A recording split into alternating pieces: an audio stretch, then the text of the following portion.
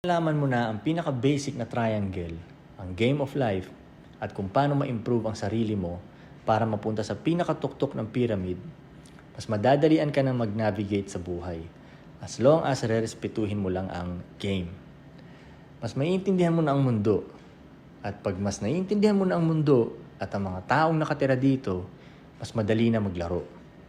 Kung gagamitin mo sa kasamaan ang wisdom na to para makapang-abuso ka ng tao, paparusahan ka rin ng game bandang huli at matinding parusa ang ibibigay niya sa'yo.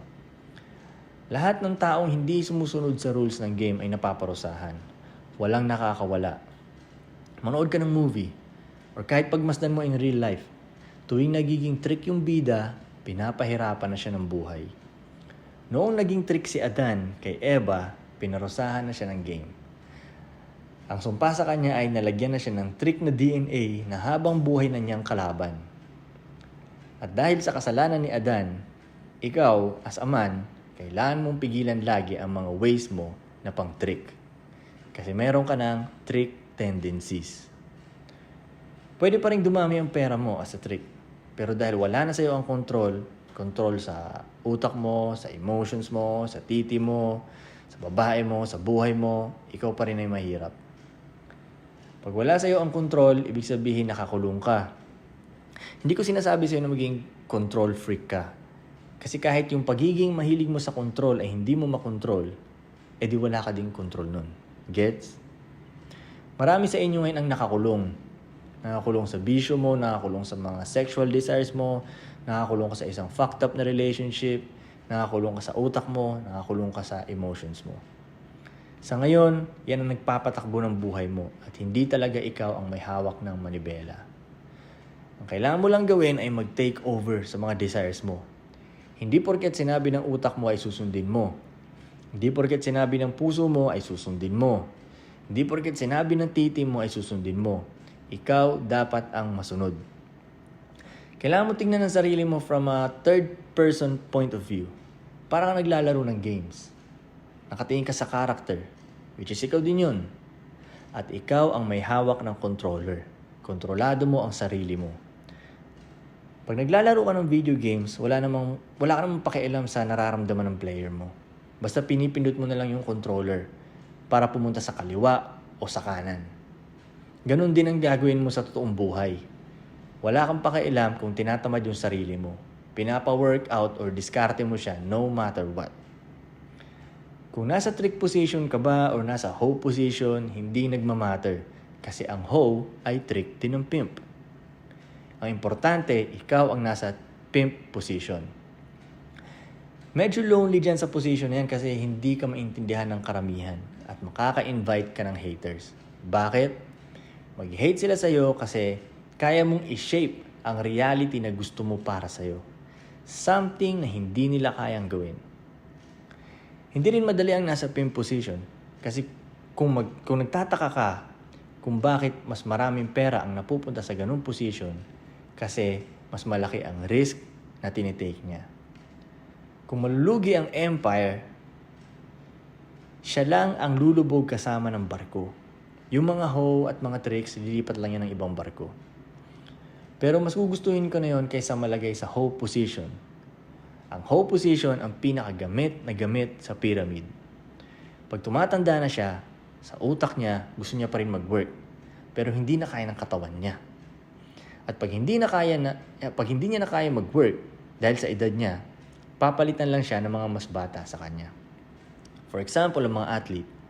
Pag matanda na siya, gusto pa rin ng utak niya yung game. Pero ayaw na ng katawan niya. Kaya yung iba nag-i-end up maging coach or commentator. At least, nasa loob pa rin sila ng laro. Siya din ang pinaka-konti ang napapala. Basically, siya ay overworked, underpaid. Ang napapala lang talaga niya ay yung feeling na bigay sa kanya ng game. At dahil doon, balik siya ng balik sa game. At least yung trick meron pang napapala na something physical kapalit ng pera na binayad niya. Something physical tulad ng katawan ng hoe. Hindi ko tinuturo sa ito para maging street pimp ka. Pero magandang malaman mo ang game para ma-check mo ang sarili mo kung mali na ba ang ginagawa mo. At least ma-check mo yung sarili mo kung yung mga galawan mo ba ay pang hoe or pang-trick. Ang guide mo lang ay dapat nasa iyo lagi ang control. Kung nasa hope position ka pa ngayon kasi nagtatrabaho ka pa para sa iba, ilagay mo lang sa utak mo na hindi ka habang buhay para dyan, para magawan mo ng paraan maka-level up. Hanggat meron kang desire, ay pwede kang malagay sa hope position kasi meron ka ng gustong habulin. Gagamitin ng ibang tao yung desire mo na yun para mapagalaw ka nila. Sa Animal Kingdom, yung lalaking leon ang nasa pimp position at yung mga lioness niya ang mga nasa hope position. Yung mga lioness niya ang nag-hunt para sa kanya. Ang trabaho lang ng lalaking leon ay protektahan yung empire niya at kumain. Same sa square na mundo. Ang trabaho ng boss ay 1. Siguraduhin na wag malugi yung company niya. 2. Tumanggap ng pera na ginagawa ng mga empleyado niya. Yung mga empleyado niya ang nag-hunt para sa kanya. Dapat ikaw yung nasa position ng lalaking leon. Karamihan ng mga tao ay parang sheep na naghahanap ng shepherd. Gusto nila na may magsabi sa kanila kung ano ang gagawin. Basically, gusto nila magpamanage sa ibang tao. Naghahanap sila ng boss para yun ang mag-manage ng buhay nila. Ayaw nila maging boss kasi ibig sabihin sila mismo ang magmamanage ng buhay nila. Mas gusto nila na iba ang magsasabi sa kanila kung anong oras sila gigising, ano ang susuotin, anong oras papasok sa trabaho, anong oras kakain, anong oras uuwi, at kailan sila magde-day off. Like a sheep, gusto nila na merong mag-lead sa kanila. Pero hindi lahat ng tao ay pwedeng maging leader. At sobrang simple lang ng rason kung bakit.